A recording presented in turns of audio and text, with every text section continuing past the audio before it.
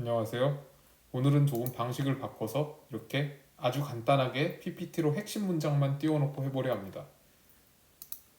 거두절미하고 오늘은 갈등에 대해서 이야기해보고 싶어요. 한국 사회는 갈등이 굉장히 심한 사회 중 하나입니다. 유명 유튜버 슈모 월드에서도 봤듯이 한국 사회는 성별 갈등, 세대 갈등, 정치 갈등 이런 거로는 거의 압도적인 OECD에서 1위를 차지하고 있고 심지어 거의 없어야 될 것 같은 종교 갈등도 심한 나라입니다.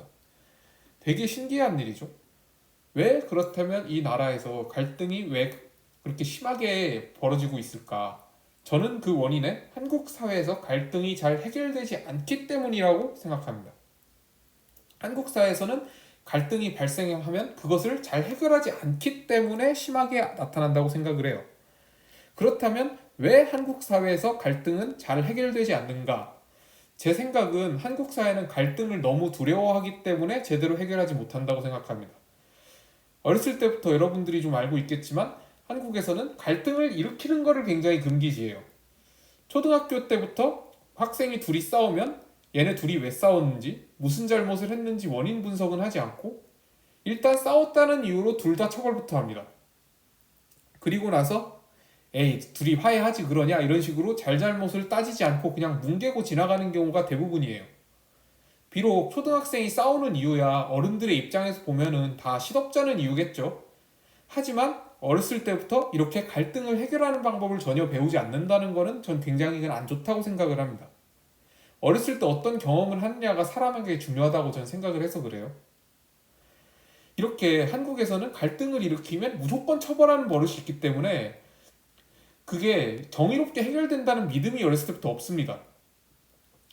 그리고 한국에서 내부 고발자가 잘 처벌되지 않잖아요. 잘 이루어지지 않잖아요. 내부 고발이라는 게. 내부 고발자가 처벌을 받기 때문이죠. 이게 그거와 무관하지 않다고 생각해요. 제가 앞에 말한 것과.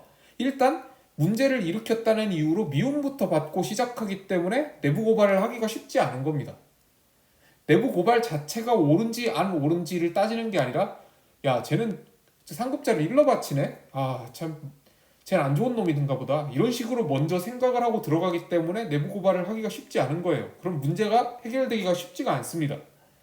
그리고 한국에서 굉장히 안 좋은 버릇이 또 하나 있는데 어떤 문제 제기를 하면요 내 주변은 안 그런데 그 끼리끼리 논다는데 네 주변이 좀 이상한 거 아니냐? 이런 식으로 말하는 사람들이 있어요. 근데 상식적으로 생각을 해볼 때 그 사람의 주변이 통계를 대표하려면은 적어도 한 수천 명은 인맥이 있어야 될 텐데 그것도 좀 한 표본 집단이 몰린 곳이 아니라 이렇게 각계각층의 수천 명의 사람들을 알아야지 좀 신뢰성 있는 표본이 나올 텐데 세상에 그런 사람이 어디 있습니까? 그냥 내 주변은 안 그렇다 끼리끼리 놀아보네 이러는 거는 그냥 야 네가 못난 놈인가 보다 라고 이렇게 정치력으로 묻어버리려는 행위밖에 안 돼요. 그 문제가 옳지 않은 그른지를 따지는 게 아니라 옳은지 그른지를 따지는 게 아니라 그냥 그 사람이 야 네가 못난 집단에 있으니까 그런가 보네 이런 식으로 인신공격을 하는 거예요. 이렇게 한국에서는 주로 인신공격하고 뭔가 정치적인 그 수단으로 그 문제 제기한 사람 자체를 공격하는 경향이 굉장히 강해요. 문제를 해결하려 드는 게 아니라 문제 제기한 사람을 공격하려 드는 거죠. 그러니 갈등이 해결될 리가 없죠.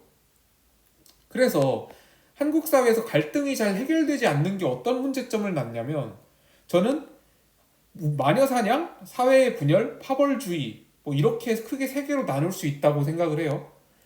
이번에 아시안컵을 탈락했을 때도 저는 뭐 이강인 선수와 손흥민 선수가 어떤 일이 있었는지는 모릅니다. 당연히 모를 수밖에 없죠. 제가 축구 선수가 아니기 때문에 거기에 있었던 것도 아니고. 다만 사람들이 제가 보기에는 아시안컵을 탈락한 걸 빌미로 삼아서 이강인 선수를 굉장히 공격하고 있다고 생각합니다. 화풀이하고 있다고 생각합니다. 물론 이강인 선수가 주장에게 항명을 한 게 사실이라면 그건 어느 나라에서도 욕먹을 만한 행위입니다. 그런데 제가 보기에는 그것 이상으로 너무 심하게 이강인 선수가 공격을 당하고 있다고 생각해요. 좋지 않게 보는 건 당연히 개인의 자유입니다.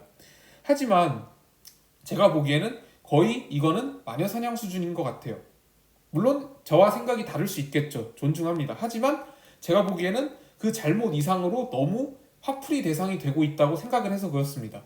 이런 화풀이 대상으로 하는 마녀사냥은 한두 번 있었던 게 아니에요. 그 대상이 한번 되면은 영원히 한국 사회에서는 용서받지 못합니다. 어떤 빌미로 미움을 받게 되면은 이렇게 전체의 공격을 받게 되는 거죠. 그런데 그 전체의 공격이라는 건 굉장히 위험한 행위예요. 나 한 명이 돌을 던지는 거는 별거 아닐 수 있죠. 그런데 나 같은 사람 수십만 명이 한 명에게 돌을 던지면 그 욕을 먹는 돌을 맞는 한 사람에게는 굉장한 파워입니다. 사람은 그래서 전체 속의 하나가 아니라 나 자신으로 존재해야 합니다. 내 자신으로 존재해야만 사람은 더 도덕적일 수 있다고 생각을 해요. 단체 속의 하나가 되면 사람은 도덕성을 잃습니다. 왜냐하면 대부분 나쁜 짓 한 사람들 변명이 뭐냐면 나만 그런 것도 아닌데 왜 그러냐 이런 식으로 단체를 통해 회피합니다. 사람은 전체 속에 하나가 되면 그만큼 공격성은 강해지고, 왜냐하면 여러 명이 공격을 하니까요. 책임감은 희미해지기 때문에 사람의 공격성과 야만성이 드러나기 쉬워요. 전체 속의 하나가 아닌 나 자신으로 존재해야 사람은 더 도덕적일 수 있습니다. 전 그렇게 생각해요. 그리고 한국 사회에서는 이렇게 갈등이 잘 해결되지 않기 때문에 아까 슈땡 월드에서 그랬듯이 사회의 분열이 굉장히 심각합니다. 그 사회의 분열이 잘 해결될 기미가 보이질 않고 있어요. 갈등을 잘 해결하는 법을 사회가 익혀야 저는 어느 정도 소통을 하면서 해결할 수 있다고 생각합니다. 그런데 지금 현재 한국에는 상류층은 상류층대로, 하류층은 하류층대로 서로를 이해하려 들지 않습니다. 이번 의사들의 파업에서도 마찬가지예요. 서로를 전혀 이해하려 들지 않기 때문에 협상이 되지를 않죠. 이럴수록 더 갈등은 심해져만 갑니다. 그리고 마지막으로 한국에는 파벌주의가 굉장히 심각합니다. 제가 말을 하지 않아도 이것은 여러분들도 다 느끼고 있을 거예요. 한국에서는 소위 끼리끼리 만난다라고 하면서 자꾸 다른 계층의 사람을 아예 상대하려 들지 않는 습성이 강합니다. 주택 단지만 봐도 그렇죠. 아파트 단지만 봐도 똑같은 집 구조에 비슷한 집안 환경의 사람들과만 어울리려 하잖아요. 뭐 서양은 안 그렇냐, 서양은 상류층들을 아예 만나지도 못한다더라 라고 이야기를 하는 사람도 있을지 모르겠어요. 저는 개인적으로 서양 사람들 중에서는 그렇게 상류층 사람들을 만난 적은 없습니다. 다만 제가 보기엔 한국보다 파벌주의는 서양이 덜하다고 생각해요. 왜냐하면 서양에서는 사는 주거지가 그렇게 한국만큼 아파트로 동질적으로 묶여지지 않았기 때문입니다. 그리고 한국만큼 집안이나 아니면 그렇게 집의 형편을 따져서 친구를 사귀라고 부모들이 그렇게 말하지를 않는다고 생각해요. 제가 뭐 그렇게 자세히 아는 건 아니고 그냥 제 주관적인 생각일 뿐입니다. 하지만 한국 사회가 갈등이 심하다는 것은 통계로 드러난 사실이고 그것은 명백한 사실이에요. 제 의견이 아니라.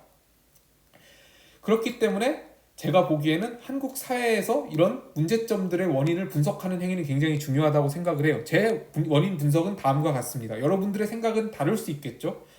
댓글로 남겨주시면 굉장히 감사하겠습니다. 지금까지 들어주셔서 감사합니다.